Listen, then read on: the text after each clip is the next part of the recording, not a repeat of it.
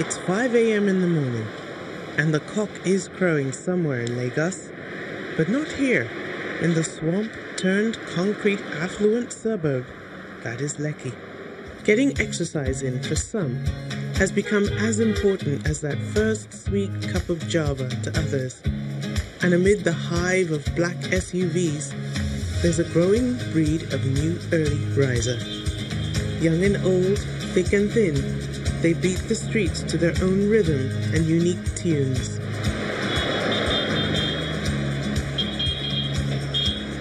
Locked in the great quest for the body and mind beautiful.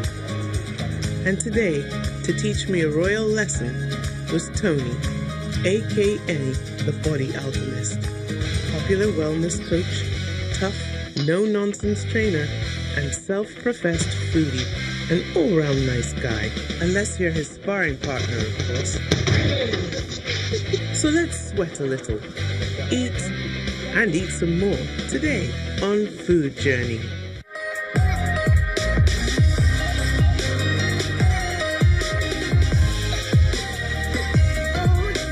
As the dawn breaks and sun starts to rise, the bridge has been transformed into a hub of activity.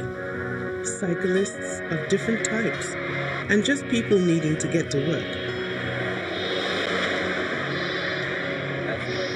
We decided to save face and put in a bit of work to ourselves.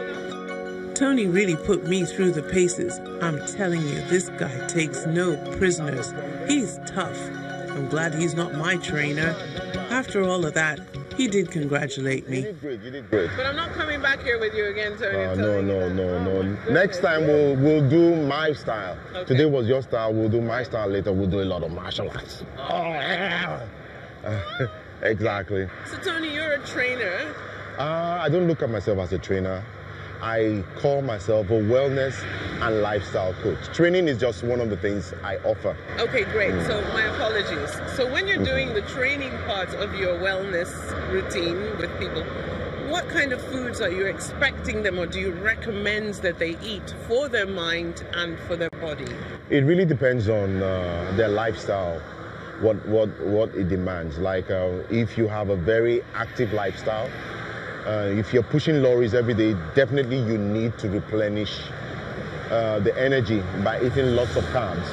But if you sit behind the desk for like 10 hours, you live a semi-sedentary lifestyle, yes, you need to like reduce your calories and eat according to your energy requirements. Good, so you're eating maybe little bits throughout the day. Exactly. As opposed to somebody who will sit down to a big amala. Especially if you're an adult, you know, because when you're done with your growing process, if you continue to eat excess protein, you're not going to get taller. You're just going to get wider. That's right. And if you're eating too much of carbs, what we call it carb overload, you're going to store it in certain places. If you're a man, you're going to store it here. Boom, it shoots out. If you're a lady, you're going to store the carbs as fat here and there. So that's the problem. You need to eat smarter. Not go on a diet, just eat in a smarter way. So what does smarter eating really entail? Are we expected to ditch all our guilty or not so guilty pleasures and start a never-ending chew on a never-ending carrot stick? I hope not. Leaning more towards colourful foods, i.e. fruits, vegetables, lean proteins, and leafy greens, pulses, and foods with naturally occurring sugars and oils is the way to go. Staying trim and active is an obvious plus to avoid some of the major causes of death amongst our people in Africa: diabetes, stroke, and cancer. Yeah. So are you somebody who cooks? Yeah, I dabble. You dabble? I dabble. I eat according to, my energy requirements and how I feel. When somebody tells you they dabble, that means they cook. So I've picked up that vibe, and I'm going to ask you today whether you'd like to do sort of a food war challenge with me in the kitchen. With you, huh? Yeah. You can come to my house, look in my fridge, and pick out whatever you want, and we can do a healthy breakfast challenge. Okay. So who do you think will win? Me, of course. Okay. I'm the chef. You say so.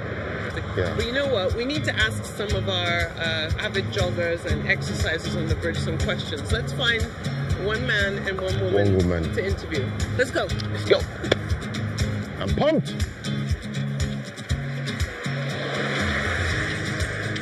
Hi, Samuel. I'm so happy to see you today. Hi, Sonia. Samuel is actually a relative of mine. And Tony and I are stopping people on the bridge this morning, asking them about their fitness routine. He is actually being modest, I'm sure, but he is a maybe 40, 50 time marathon runner. No. Much less than that. Much less than 10. Really? What was the last marathon that you actually The last marathon was London. I did Paris and Tokyo this spring as well, so I did quite a busy spring. Yeah. Just London, Paris, and Tokyo. Okay.